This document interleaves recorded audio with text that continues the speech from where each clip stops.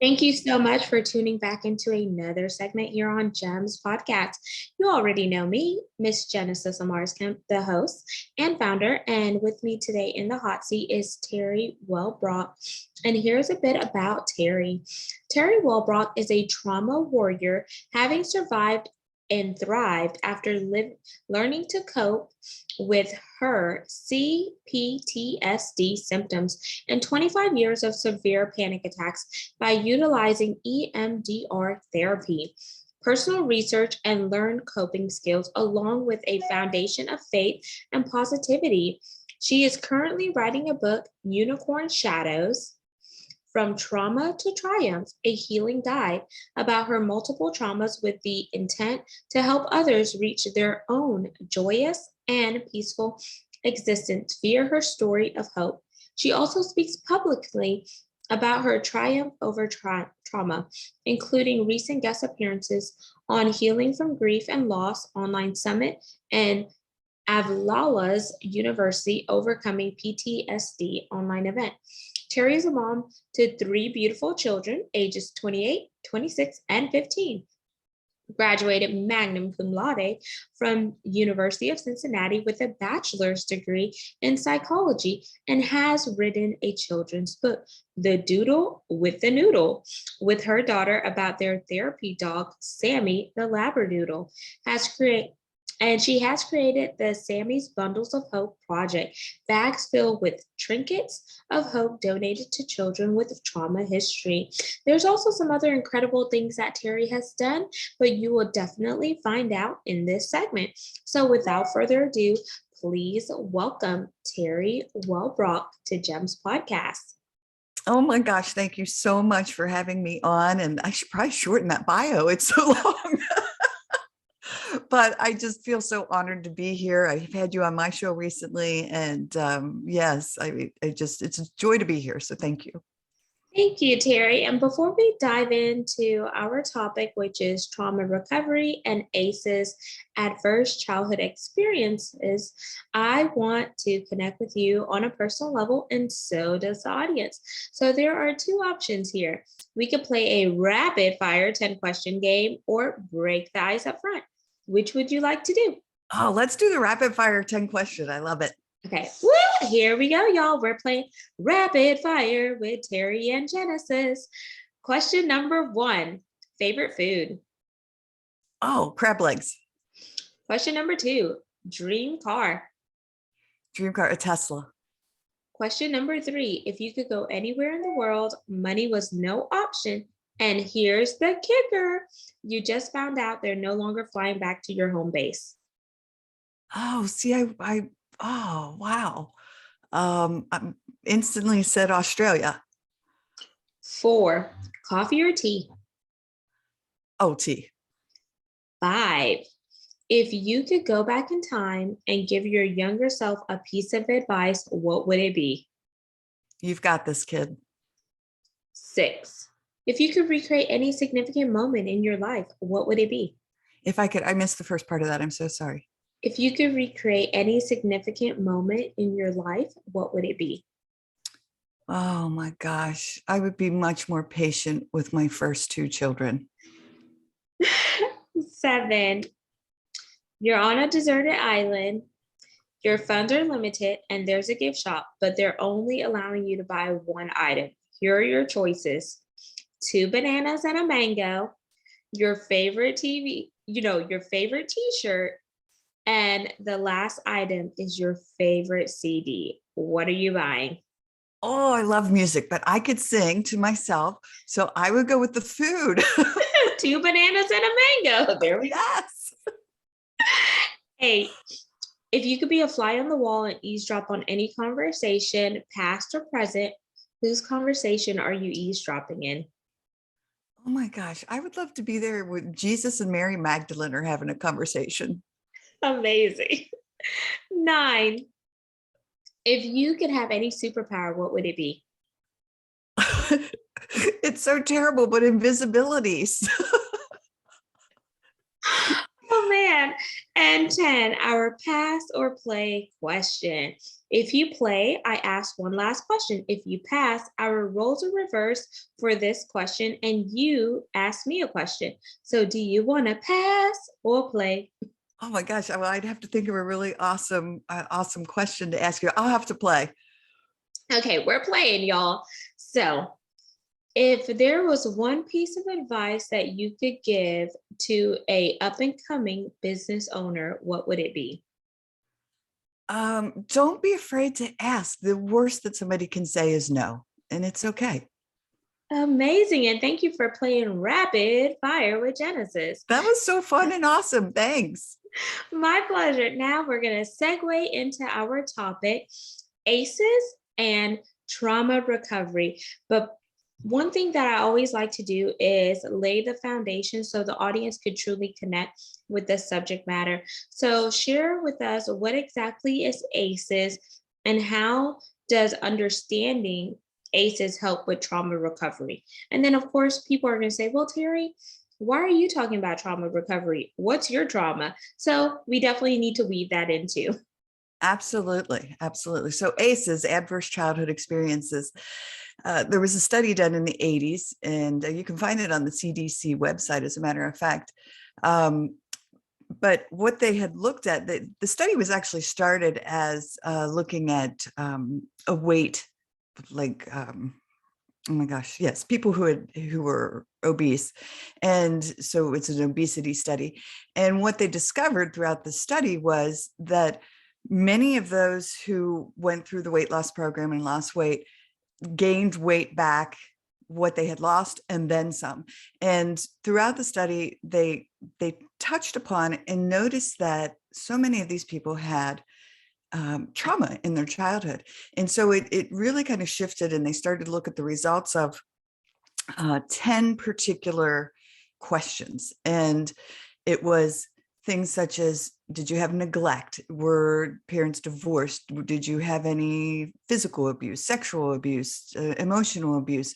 Was a parent incarcerated? And so I'm not going to name all 10, but if what they found was the majority of people had at least one traumatic event in their life, but it was when you hit that magic number of 4 or more that it truly started to show an impact in adult life.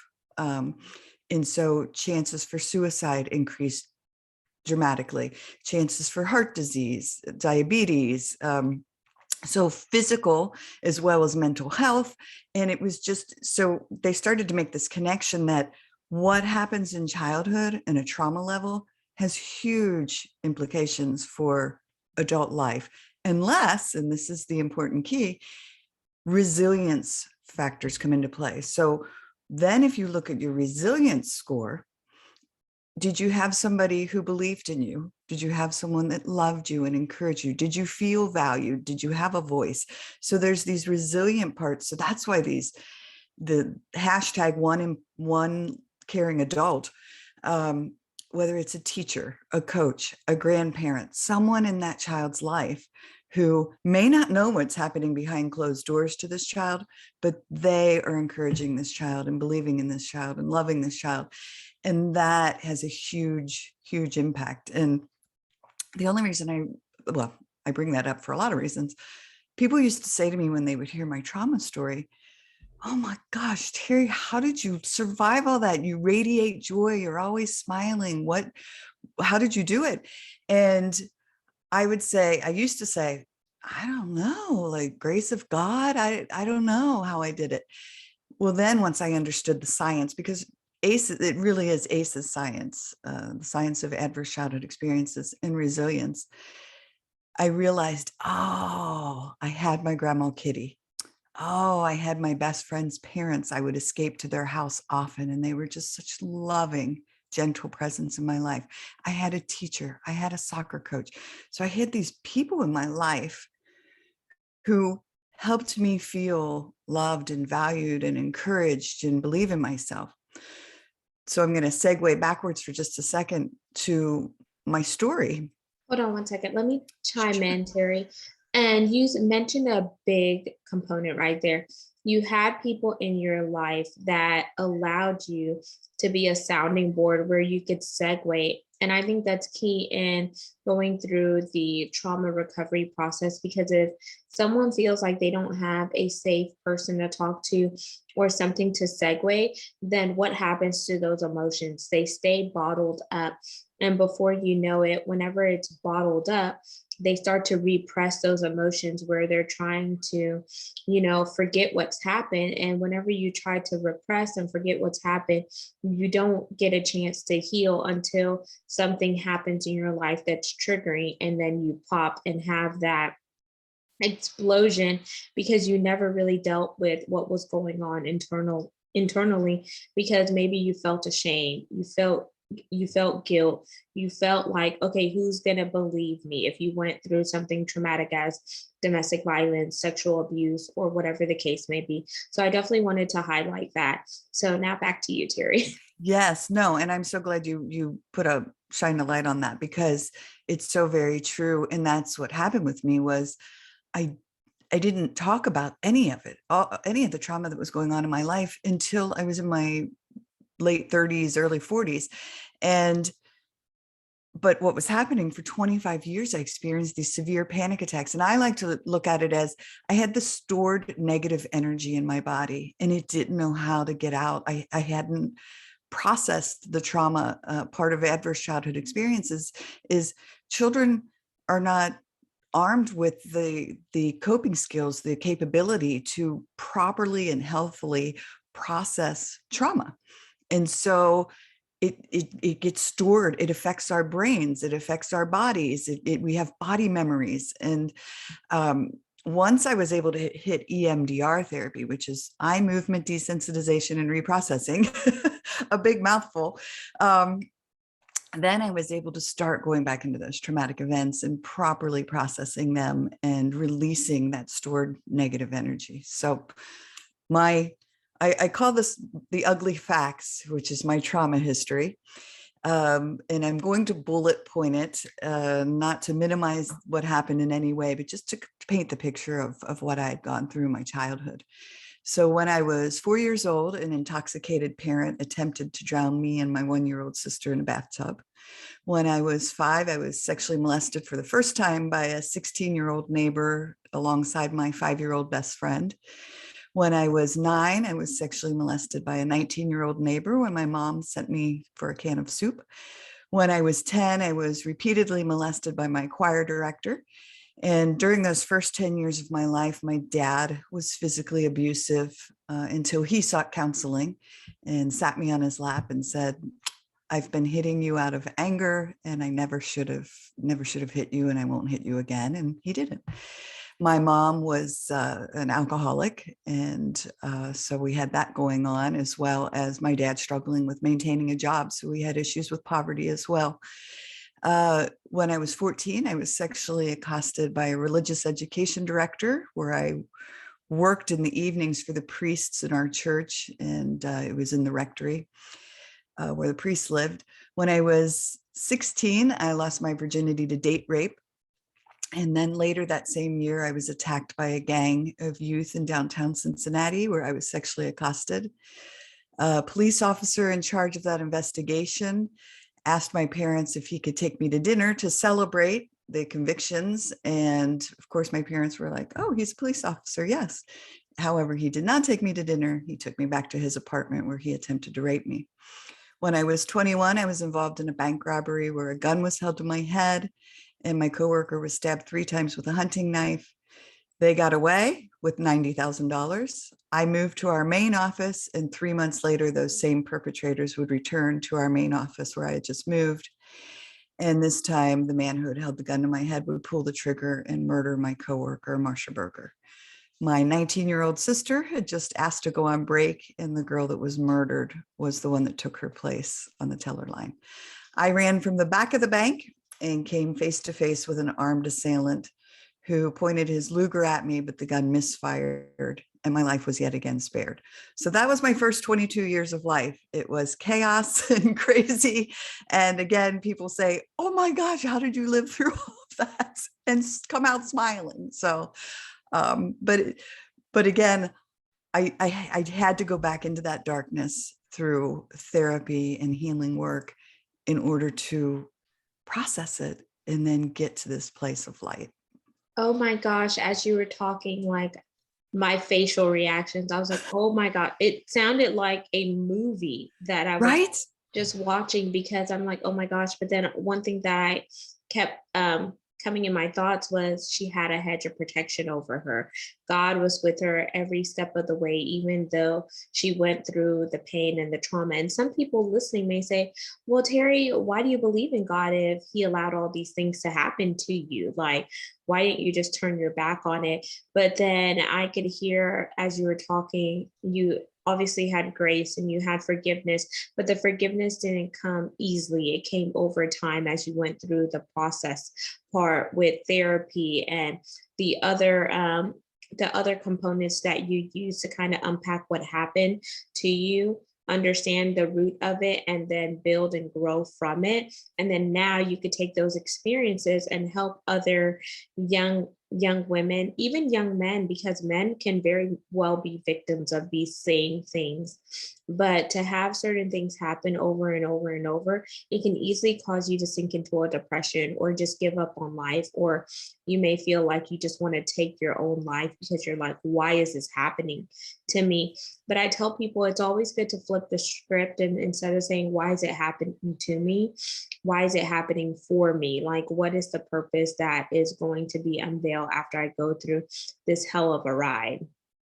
Amen. And I say it all the time. I now know when things come up and life happens, it's just the way it is, whether you have a death of a loved one or just life just happens. And now, yes, it's okay to have those moments of despair or sadness and cry it out. But then I step back from the situation and I say, what lesson am I to be learning in this? And I really do try to step back from it and say, okay. And it's not, an anger. I never got angry at God, or universe, or whatever you want to label, this power, this force greater than us that's here. I truly did always feel protected, as if, guardian angels were with me, whatever, something there was with me at all times. And I have a tremendous faith. I mean, you can see behind me in the video, I have angels on the wall. And I just now know that I call this my soul work. My purpose is to shine that light of hope into the world, is to say, no matter what you go through, no matter what you've been through, you can not just survive, but thrive. That you can, it's not a matter of being a victim and just saying, oh, I survived it, but you can then shine your light of hope into the world. And it's just, I don't want to say feel blessed by my trauma, but I feel blessed by being able to survive it, process it properly, and now live in this place of tranquility. I love that, because I love that you said survive, thrive, bless, prosper, tranquility. All of those words are like powerful words. And you wouldn't have gotten those words unless you talk to somebody. And you mentioned early on in the segment that it wasn't until you were in your 30s that you began to talk to somebody. So let's back up here, because there was 8 years between all of the things that happened, because you said up until you were 22, all of those horrible things happened. And then you were in your 30s when you talked to somebody. So in between that gap period, what stopped you from talking to somebody sooner? It's so crazy because I had no clue. It sounds crazy that my trauma had an impact on me.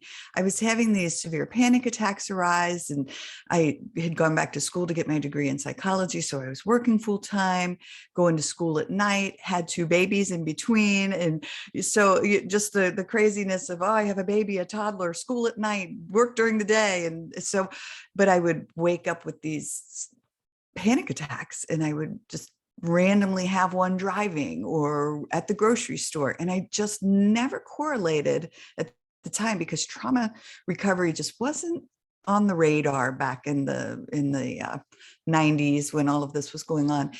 And it wasn't until, gosh, I want to say my mid 40s, maybe even later 40s, that I finally said, I had 25 years of severe panic attacks.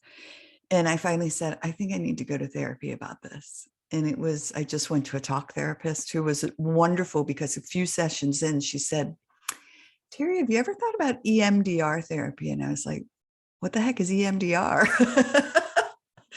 And reached out to, because it's who I am, I Googled top EMDR therapist in Cincinnati. I was living in Cincinnati at the time. And this Dr. Hensley popped up. And so I said, all right, reached out to her. And she said, I'm not taking new patients, but your story fascinates me. And so she ended up taking me on as a client. And it took 4 years, 98 sessions for us to work through. That was a lot of trauma to unravel. I don't know if you've ever seen Christmas Vacation, the movie, but there's like this giant wad of Christmas lights, a big ball of them. Yeah. And I was like, I don't even know where to start untangling this mess. And so we just slowly started untangling it all. And, but I don't know if I answered your question, but at some point I finally made the correlation that, oh, that was my point. So I went to this therapist, the first one, with this list. And it was like, oh, I'm in the middle of a divorce. Oh, my teenage son is mad at me. Oh, my mom's still drinking and I'm struggling with that codependent relationship. Oh, I had all these things. And then number 5, trauma. Like, if we have time, we'll talk about that. Never realizing that that was the thing impacting all of these other things. Wow. Okay. So let's focus there, because I think trauma also plays into mental health. And if your mental health is not stable, then that could affect how you see yourself, because imposter syndrome could creep in. You could definitely start to lash out on other people, even though you don't mean to do it. Relationships can fall apart because you're dealing with your own stuff, but you don't know how to talk about it with the people that you love, because you don't want to be judged and you don't want to feel like, oh, I'm bringing them down. So do you feel like you dealing with the panic attacks and the overall trauma played into the divorce? Oh, for sure. I mean, that was part of it. It wasn't all of it, but he had his own trauma as well. I had never dealt with it. And so now, in hindsight, we can both look at it, and we're still friends. And I think I love him very much. But yes, it was a matter of, oh my gosh, we both had these horrific traumas happen in our youths. And it made for an incredibly toxic relationship. He and I just were not good together. And it made for a toxic environment for these children to be in. And fortunately, my older two, who are in their late 20s, we can now talk about it, and they're doing their own healing work around it. But what an impact that had, just the toxicity of this marriage that was not healthy on these children, because children pick up on this. And even though we were trying to have this perfect life of, the nice little house with the Labrador retriever and taking our vacations and hanging out with neighbors, there was still within those walls just that very toxic environment. Absolutely, because kids are very smart and they could pick up on those nonverbal clues and cues, and they could sense that something is not right. And then you think that your kid is fine, but they try to internalize whatever's going on with mommy and daddy, and they feel like, oh my gosh, something's going on in my house, and I don't really feel a part of it. So, whenever we're thinking about trauma recovery, give some tips and tricks to help anyone listening to this segment on what are some ways that they could really, look for ways to recover from their trauma. And I want them to go beyond the surface level and really deep dive and go to the root and the source of their traumas. Yes, it's going to be hard and it's going to be difficult, but you have to get to the root, kind of like the weed analogy. If you don't pluck the weed up at the root, it's going to still keep growing. And your flower bush is going to look awful because the weeds are there. So sometimes we have to put in the hard work up front in order for us to have the peace in the end. Oh, yes, ma'am. I couldn't agree more. And I say all the time that building a coping skills toolbox. I have the biggest coping skills toolbox of anyone I know, because if it comes across my radar, I'm going to give it a try. And so beyond therapy, look for complementary healing strategies. And I borrow that from a previous podcast guest, and I love it. Instead of alternative, complementary. It complements anything you're doing outside of therapy. And I've done Ho'opono Hawaiian healing, which is a forgiveness prayer, and I practice that often. I do journaling. I do nature walks, but with mindfulness. And so if I go outside, I'm specifically using my 5 senses to connect with where I am in the moment, not worrying about the past, not worrying about the future, but right here in the now, and just being mindful that I'm safe, I'm calm, I'm loved, I'm in a really beautiful spot. And oh, look at that little ladybug crawling on the leaf. And just being very mindful, because it helps our nervous system calm. It helps bring us into a state of regulation. And you'll hear a lot about, our bodies being dysregulated and we're needing to re-regulate. Mindfulness is a great way to do that. So there's so many strategies. If you sign up on my website, I send a free gift out to people that's a coping skills and panic attack coping guide or something along those lines. And it has strategies I've used, not all of them. It's not all inclusive, but it's just, again, so many options out there for living a life of gratitude. I wake up and say, good morning, God. Try to find reasons to be happy that I woke up. And then before I go to bed, I do gratitude. You can call it prayer, or just putting that energy out in the universe and just being thankful for things that have happened throughout the day. But living a life of gratitude can shift so much. Absolutely. Those are some amazing tools. And I love how you say, I have a toolbox that I'm always adding to it. And I feel like whenever you add to it, it also helps you with your growth. And I like that you're sending out a gift to those who sign up for your newsletters and et cetera. Is it a PDF gift or a hard copy? It's a PDF. Oh, okay, cool. So they can print it out and use it. One Oh, other yes. one other thing that I think is helpful too is, have you ever seen those adult coloring books? Mm-hmm. Yeah, Yeah. those work really well. I remember when I was a psychology major for 2 years before I switched to supply chain, they were saying the benefits of coloring, because sometimes it just kind of calms you down and you focus on what you're coloring and the creativity. And then it also gives you a chance to connect with colors, because sometimes people connect with colors based on their mood and stuff. And you ask, okay, why did you color it that way? Music therapy is a good one. Then there's also the ASMR, where you're listening to like the tapping and the different sounds and vibrations. And that also helps people meditate too. They can meditate to that. I love how you mentioned the nature walks, just getting outside of your element and really connecting with nature, smelling the fresh air, paying attention to the birds, the grass, and the different things that often we take for granted because we're always busy, busy, busy, that we never stop and really have that intentionality behind it. So you offer some amazing tools, Teri. So thank you for sharing that.